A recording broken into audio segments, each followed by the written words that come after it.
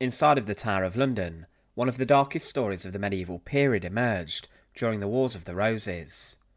The Tower of London is remembered for being a place of execution, with 3 Queens of England losing their heads there, but there were other prominent members of the English royal family who were killed or died inside the walls of the prison.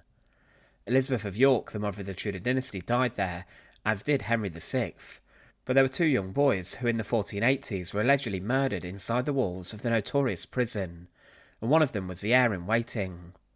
Following the death of his father Edward IV, his eldest son Edward V, along with his younger brother Richard of Shrewsbury, the Duke of York, were awaiting the coronation. However, mysteriously and suspiciously the pair disappeared from the Tower of London.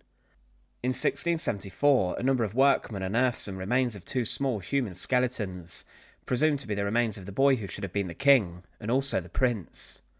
But it's alleged that Richard III, the man who then seized the throne, their uncle, may have been behind the disappearance. Join us today as we look at one of history's most famous mysteries, and to support our channel, please make sure to subscribe. Edward IV died on the 9th of April 1483, after a short bout of illness, and at the time Edward's son, the new king Edward V, was at Ludlow Castle. The plan was for he and his younger brother to be taken to the Tower of London to await the coronation, and Richard the Duke of Gloucester, the future Richard III, was instilled as the Lord Protector of the 2 boys. Richard was the uncle of the boys, and would have been the uncle of the king, but as Edward V and Richard left for London, they met at Stony Stratford. Following this meeting, Richard III then arrested the travelling party, including Anthony Woodville, the 2nd Earl Rivers, and their half-brother Sir Richard Grey, and these 2 were then later executed. Richard III took possession of the 2 princes himself, and they then all travelled to London. The plan was for Edward V to be coronated on the 4th of May, but this was postponed until the 25th of June. On the 19th of May 1483, Edward V was inside the Tower of London, awaiting his coronation, which was tradition at the time, and on the 16th of June he was then joined by his younger brother, the Duke of York.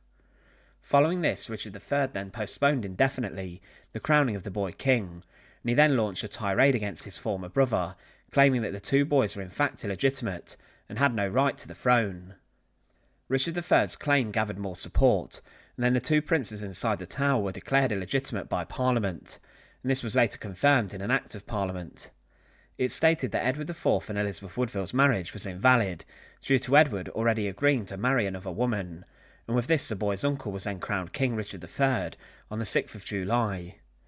Many people believed him to have been a usurper, but as Richard seized the throne, the story of the 2 princes continued, and remains a dark part of his legacy. We know that the boys were together inside the Tower of London.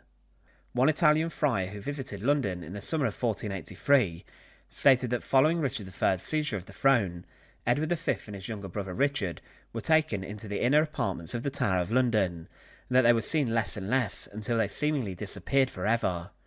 He recorded that during this time, Edward V was regularly visited by a doctor, and he viewed him like a victim prepared for sacrifice, and he sought remission of his sins daily in confession and penance, because he believed he was facing death.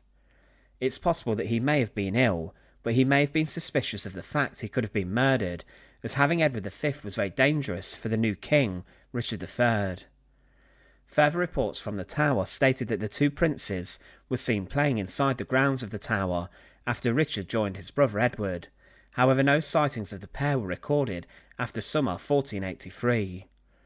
It was believed that an attempt to rescue the boys from the tower was launched, but this failed, and the pair did then disappear. This wasn't just 2 ordinary boys, it was a boy who should have been the king, and his brother.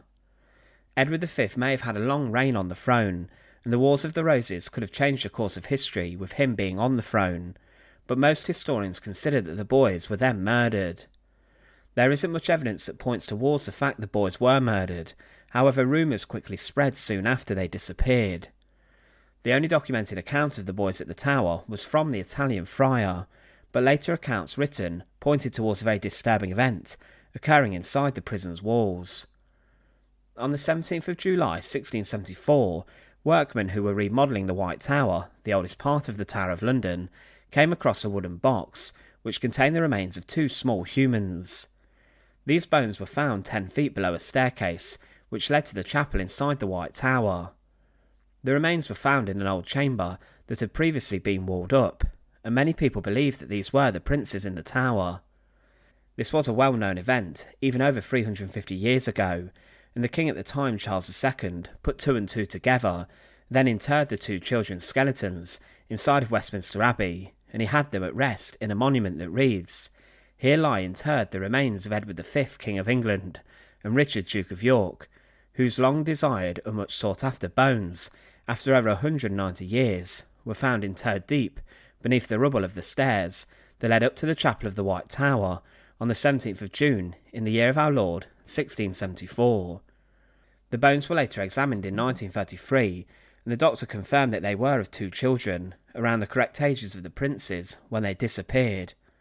There were also rusty nails inside the box and other animal bones. Many of the human bones were broken by workmen by accident, but no DNA analysis has ever been attempted on the bodies. Shortly after the disappearance, fingers pointed towards Sir James Tyrrell being the man who murdered the two princes. It was believed he was a loyal servant of Richard III, and that he was ordered to murder the two boys.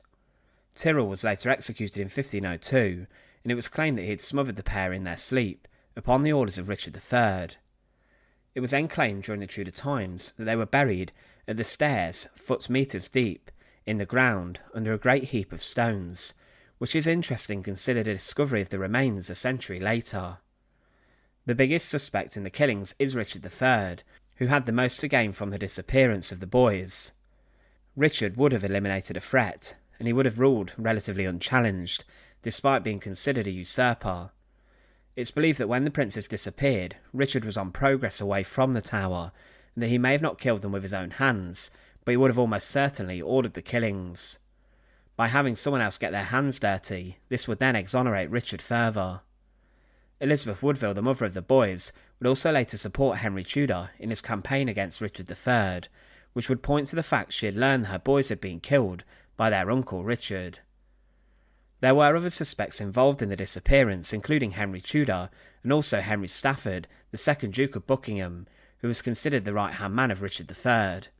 But today it's considered one of the greatest mysteries in English history, and it helped to communicate the Tower of London's reputation as a brutal place of murder and killing. Later pretenders would claim to be the Duke of York, however this was never proven, and during the Tudor period these rebellions were then put down. But there are still so many questions that remain unanswered about the princes in the tower. Are the bones inside of Westminster Abbey actually the princes, and who is responsible for their disappearance? These questions may remain unanswered for centuries to come. Thanks for watching. To support our channel, please make sure to subscribe, and once again, thank you so much for watching.